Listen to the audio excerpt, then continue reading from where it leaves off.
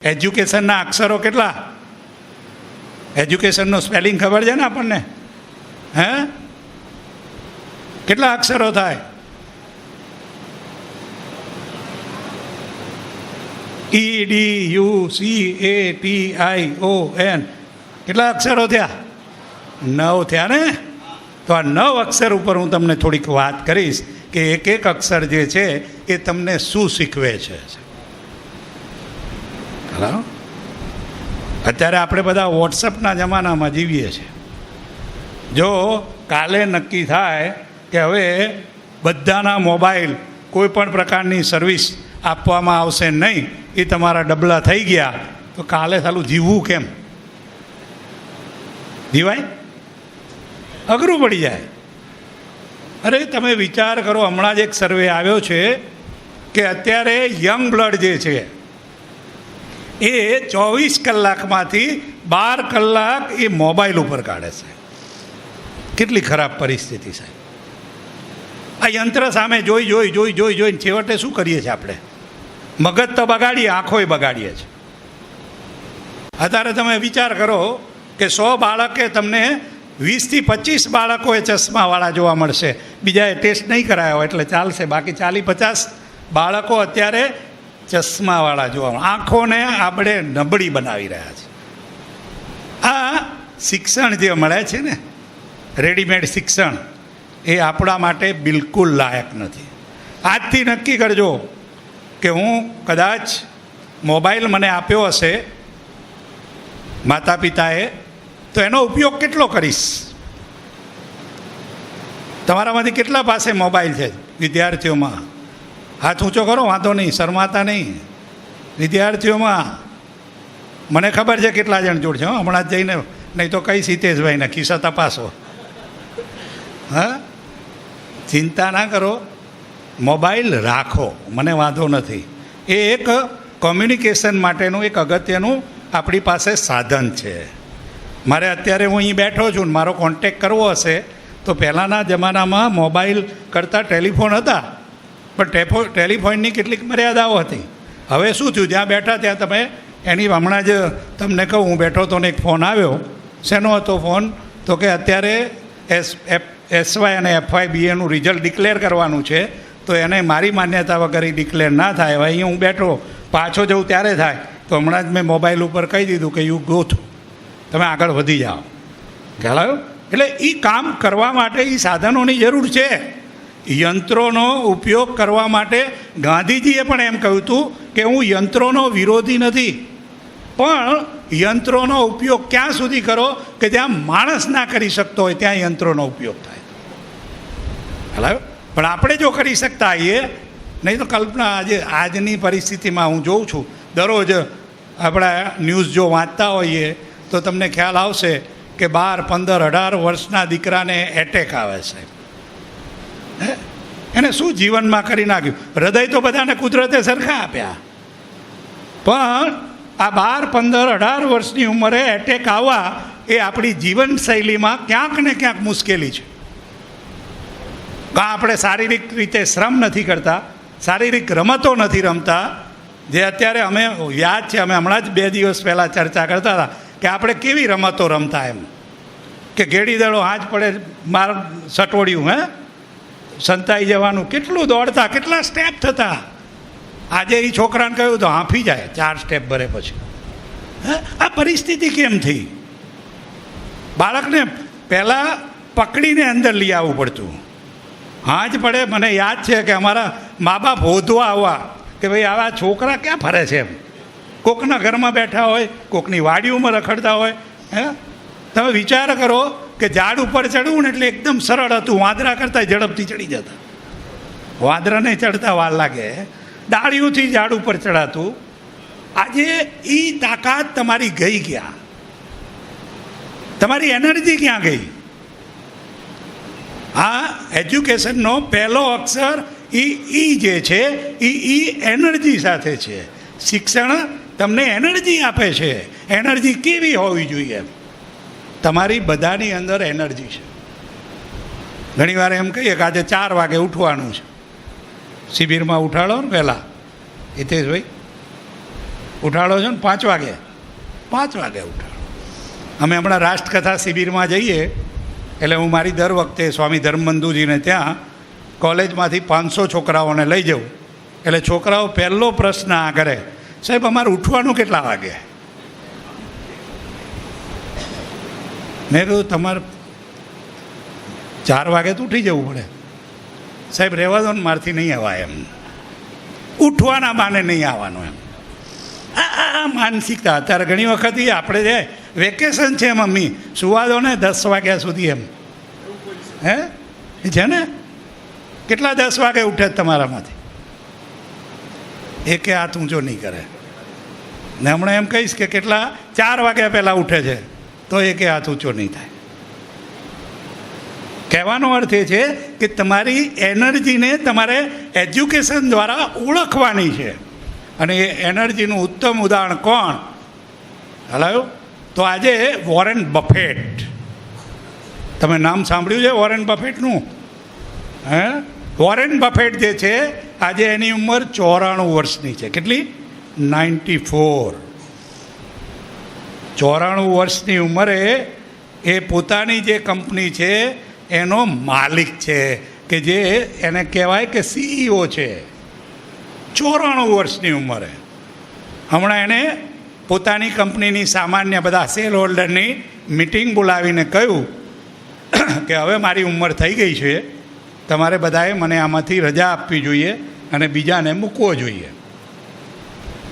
હવે આ Warren buffet કોણ છે એ તમને કહું. એની ઉંમર તો કહી દીધી. દુનિયાનો અત્યારે 8મા નંબરનો સૌથી પૈસાદાર વ્યક્તિ છે. ખાલી પૈસાદાર નહીં, પોતાની આવકનો 99% હિસ્સો એ દાન માટે સમર્પિત કર્યો છે. ખ્યાલ આવે તમને? આજે કોક જોડે માગવા જઈએ ને કે 5000 રૂપિયા આપો, આ શિબિર કરવી છે. ના ના ના, મારી જોડ તો છે જ નહીં હમણાં. આ વખતે જો ને આંબાએ ખરી પડ્યા. હા, વરસાદ પડ્યો અને દાડમમાં બધું કાંઈ ભાવ જ ના આવ્યો એમ થાય ને રતિભાઈ, એવું થાય ને? પણ વિચાર કરો કે જે દુનિયાનો સૌથી 8મા નંબરનો પૈસાદાર વ્યક્તિ છે, એને એવું નક્કી કર્યું કે મારી જે આવક છે અબજોમાં, અબજોમાં છે, પણ 99% મારે દાન કરવું છે. એમ કે આ દાન કરવાની ફિલાન્થ્રોપિસ વર્ક જે છે ને એ માણસને આગળ લઈ આવે છે. આ વિપ્રોનો માલિક અજીમ પ્રેમજી શિક્ષણ માટે સૌથી વધુ દાન કરે છે. ભારત દેશમાં 50,000 કરતાં પણ વધુ સ્કૂલો એને બનાવી સાહેબ.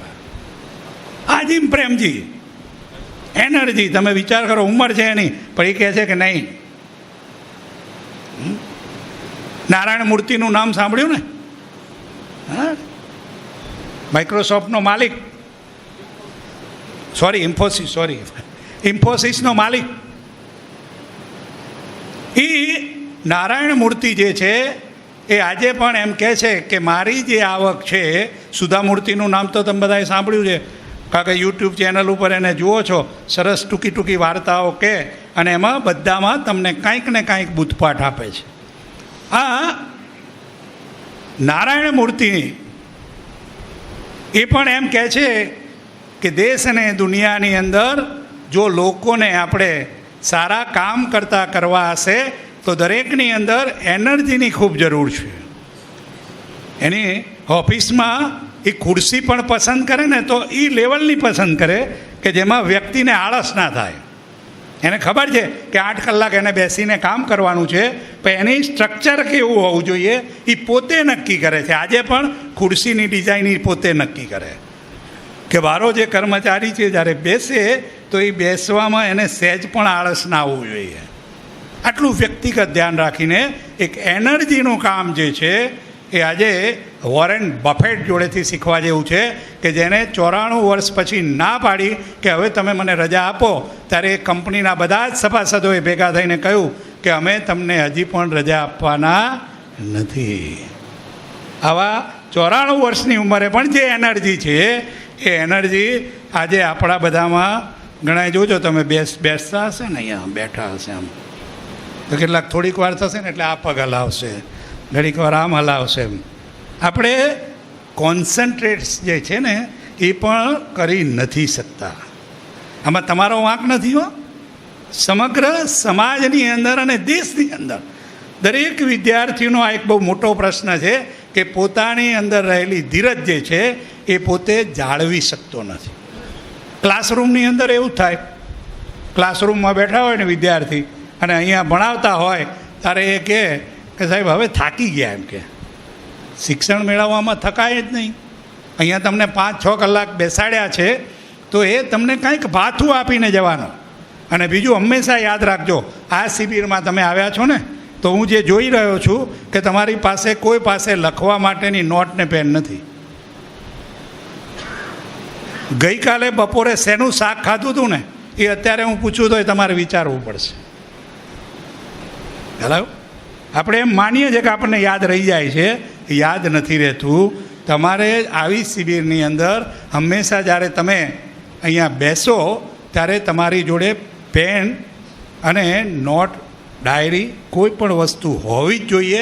કારણ કે હું જે વાત કરું છું તમને એ સામાન્ય વાત નથી. એટલા માટે કે તમે તમારા જીવનની અંદર આ જે મેં 8 શબ્દો જે જે 9 શબ્દો અક્ષરો ઉપર હું વાત કરવાનો છું ને એ 9 અક્ષરો તમારે એમાં ક્યાં ફિટ થવાનું છે એ વિચારવાનું છે.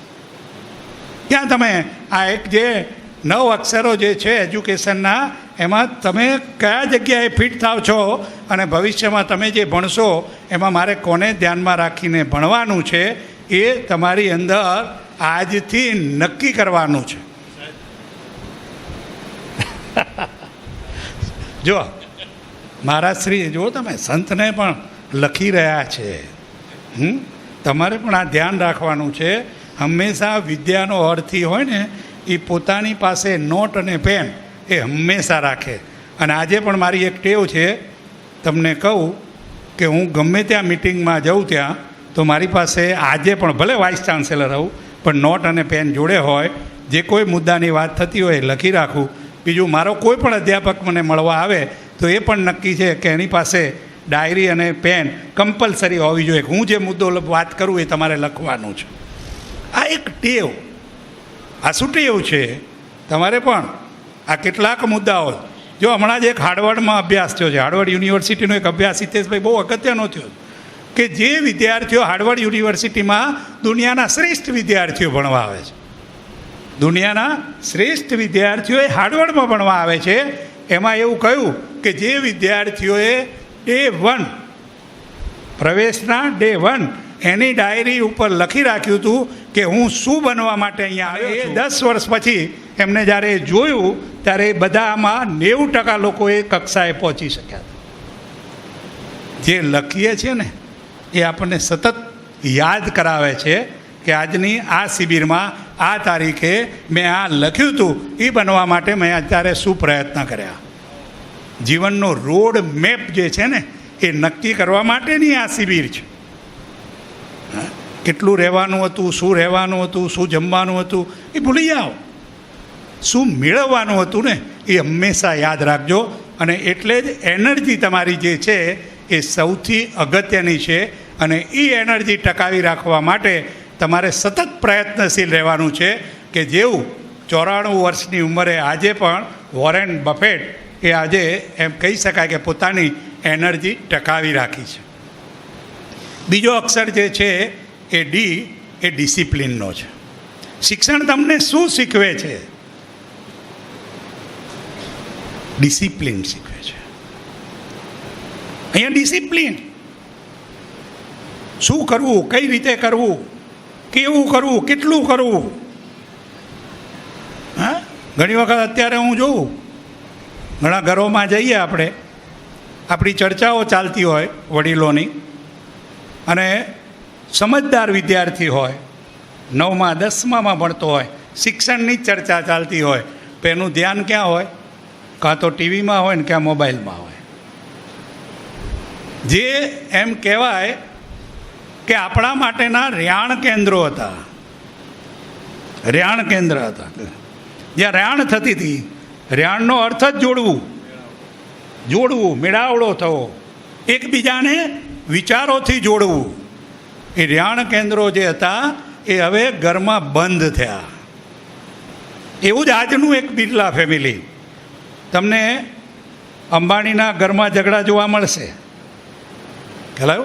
મોટા મોટા ઔદ્યોગિક ગૃહોમાં ઝઘડા જોવા મળે, પણ આજે જુઓ બિરલા ફેમિલીમાં ક્યાંય તમને કોઈ ઝઘડો જોવા નહીં મળે. કારણ શું? તો કે આજે પણ એના ભાઈઓ, એના દીકરા એ સાંજ પડે એ નીચે પલાઠી વાળીને આજે પણ પાટલા ઉપર જમવાનું મૂકીને જમે છે.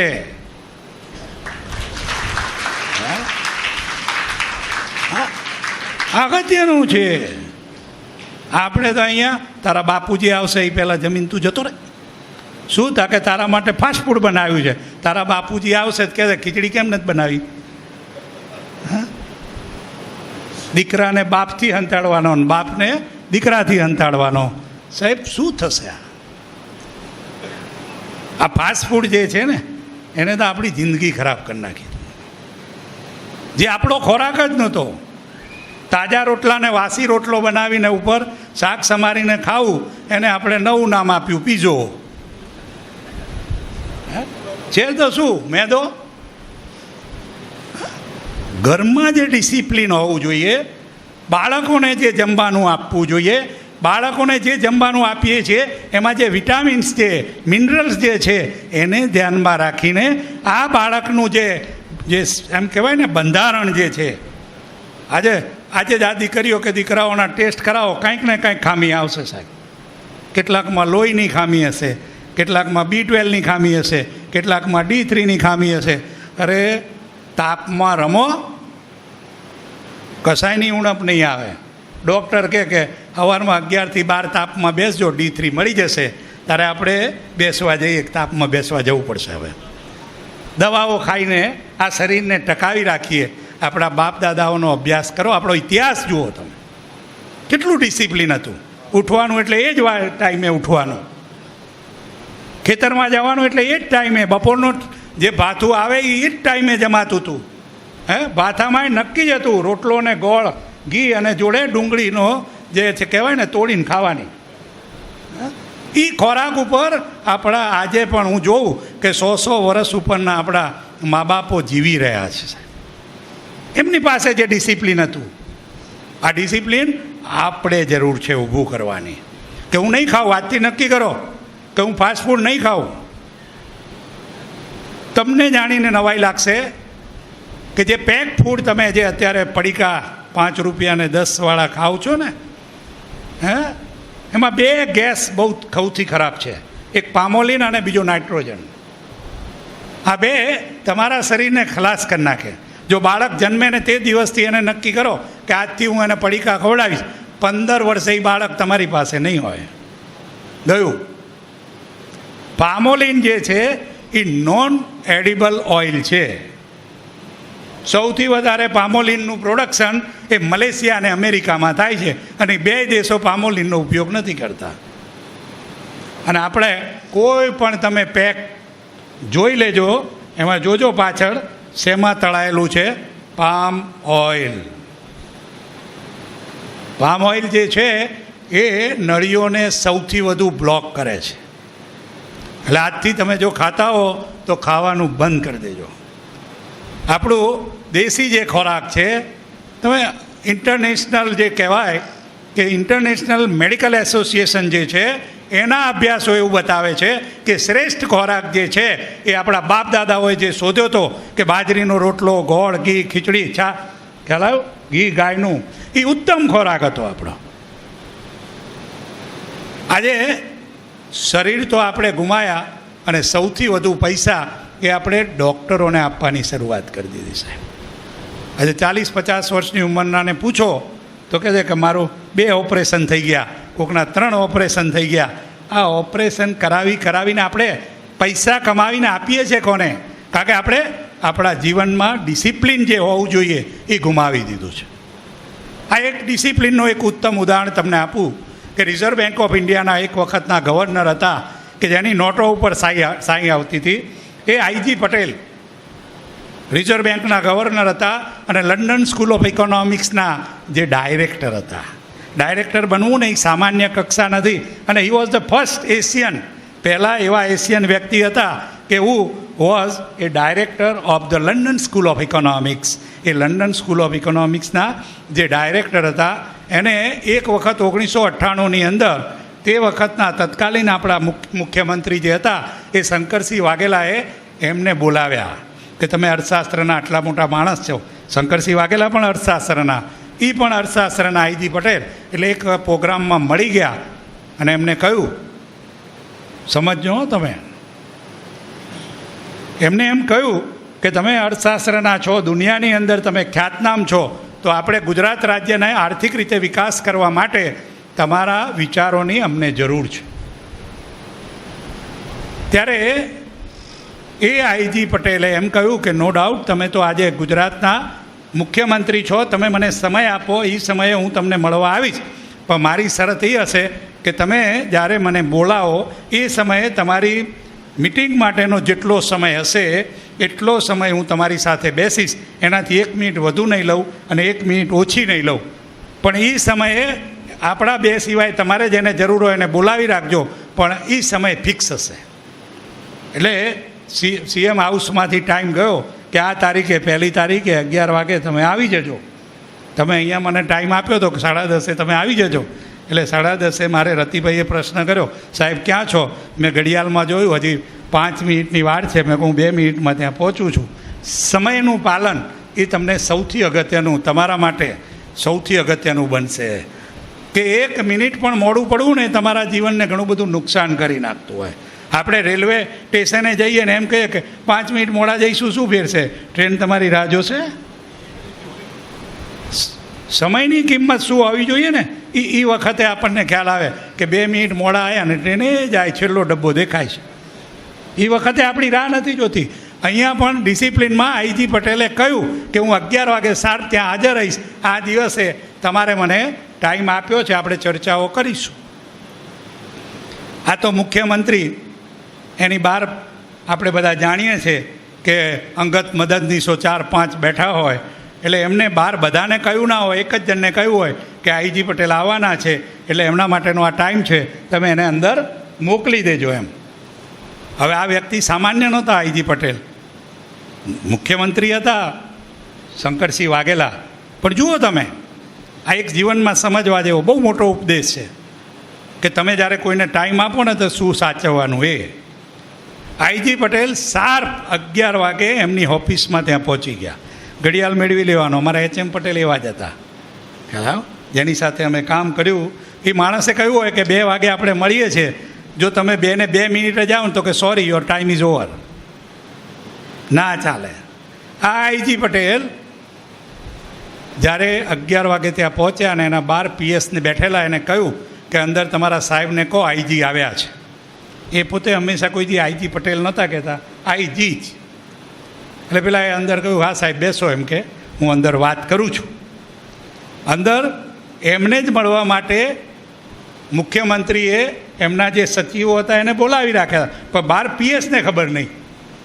થયું કેવું, 5 મિનિટ રાહ જોઈ અને એમને ઘડિયાળમાં જોયું કે સોરી, એમ કે તમારા CM સાહેબને કહેજો કે આઈજી આવ્યા હતા ને ગયા. ખ્યાલ? આ ડિસિપ્લિન. ગયા એમ. અને એ નીચે ઉતરી ગયા અને પેલા એ જઈને અંદર કહ્યું, સાહેબ આઈજી આવ્યા હતા ને ગયા. અરે આ બધાને એટલા સારું તો તે કેમ એમને મોકલી દીધા? એમ તો કે સાહેબ મને ખબર નથી. પછી નીચે દોડીને એમને બોલાવા ગયા, ત્યારે એમને કહ્યું, sorry my time is over, sorry હું નહીં આવી શકું. ના આવ્યા સાહેબ. આ એક ડિસિપ્લિન. એ જ HM પટેલ અમને જે શીખવાડ્યું, અમારા જે ગુરુઓ હતા એ અમને ટાઈમ મેનેજમેન્ટ શીખવાડ્યું, ડિસિપ્લિન શીખવાડ્યું. આજે પણ એ અમારા જીવનમાં ખૂબ ઉપયોગી બન્યું, કારણ કે ડિસિપ્લિન જો જીવનમાં નહીં હોય ને શિક્ષણ દ્વારા, તો તમે ફેલ થઈ જશો. ઘણી વખત કહી, અમે ઘણીવાર, હું તો જોઉં ઘણા કાર્યક્રમોમાં જાઉં, એટલે હું હવે મેં સ્પષ્ટ કર્યું કચ્છમાં કે ભાઈ તમે મને ટાઈમ આપો એ હું નહીં માનું. તમારે કાર્યક્રમ શરૂ થવાનો હોય એના 10 મિનિટ પહેલાં મને ફોન કરજો, હું 10 મિનિટમાં હાજર થઈ જઈશ. કારણ કે મને ખબર છે કે 11 વાગ્યાનો ટાઈમ આપ્યો હોય તો 12 સાડા 12 તો હજી પંખા ચાલુ થતા હોય.